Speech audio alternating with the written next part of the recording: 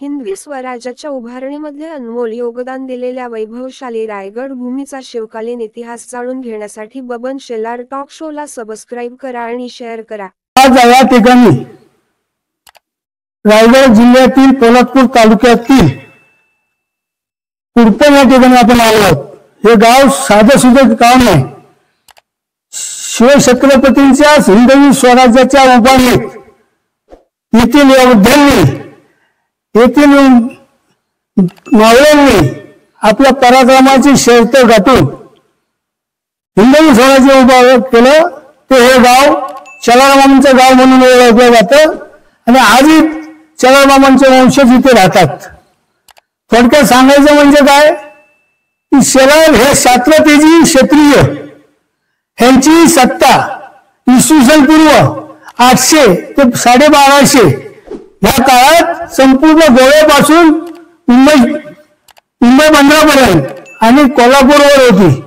हे शिलार राजे शिलार यांचं आडनाव पुढे काळोखात जशी जशी शतकं उलटली तसे ते नाव आपोआप घेऊन शेलार होत आलेलं आहे। असं हे क्षत्रतेजी आणि राजघराणं हे शेलार होतं। आजही त्याच शास्त्रतेने तळपत उभं आहे आणि हे कुडपण गाव शेलारमामांचं गाव, ऐतिहासिक गाव, ज्या गावाने गड आला पण सिंह गेला अशा सिंहगडावर आपल्या पराक्रमाची शर्त गाठून नाव अजरामर केलं। ते हे शेलारांचं गाव, शेलारमामांचं गाव, शेलारांचं नाव कोंडाजी रायाजी शेलार, त्यांच्या वडिलांचं नाव रायाजी शेलार। आता इथे आपण आलो आहोत, इतिहासाचे पुनरुत्थान करायचं काम आम्ही करतो आहोत। का तर कालोख जाऊन पुढची पिढीला आपला इतिहास माहिती पडावा। आपल्या पूर्वजांचा काय केलं, पूर्वजांनी देशासाठी केलं, भारतासाठी केलं, देशासाठी केलं आणि या राज्यासाठी महाराष्ट्रासाठी काय केलं।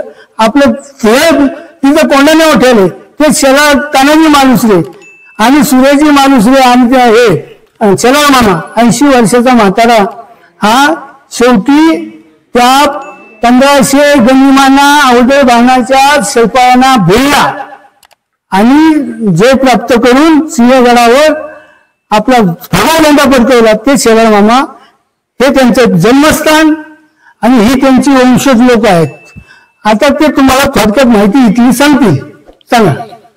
आपलं हे कुडपण शेलारमामांचं जन्मस्थ गाव, जवळच शेलारखेंड आहे। प्रतापगड शेलारखेंड मधून जवळच आहे। जावळी तालुका ऐतिहासिक आहे।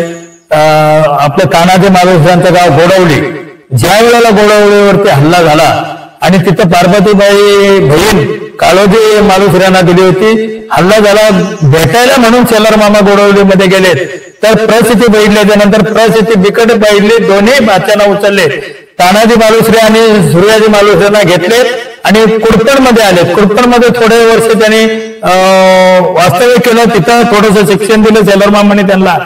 पण परिस्थिती अशी निर्माण झाली की प्रतापगडावरती हल्ला होईल असं सिद्ध झालं त्यांना की केव्हा नाही केव्हा तरी हल्ला होईल म्हणून कुडपण हे जवळ आहे प्रतापगडाच्या पायथ्याशी।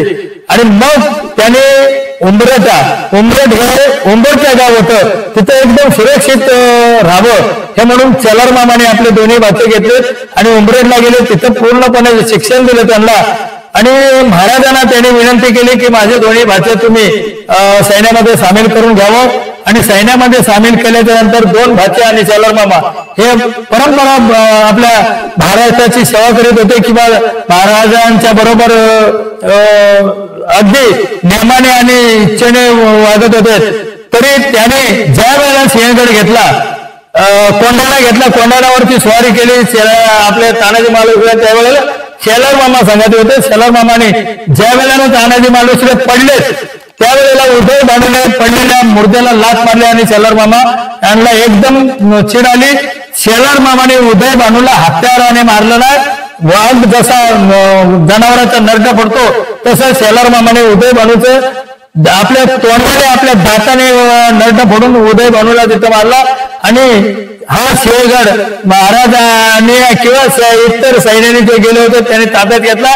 त्याच कोंढाण्याचं नाव शिवगड आपलं शिवगड पडलं। गड आला पण शिव गेला हे नाव तिथपासून पडलं नाही तर त्याचं नाव होतं कोंडाणे. आणि ही परंपरा आतापर्यंत ही 13वी पिढी आमची आणि 15वी पिढी चालू आहे. हे जन्मस्थळ गाव शेलार मामांचं हे सिद्ध प्रसिद्ध आहे, इतिहासाला धरून आहे.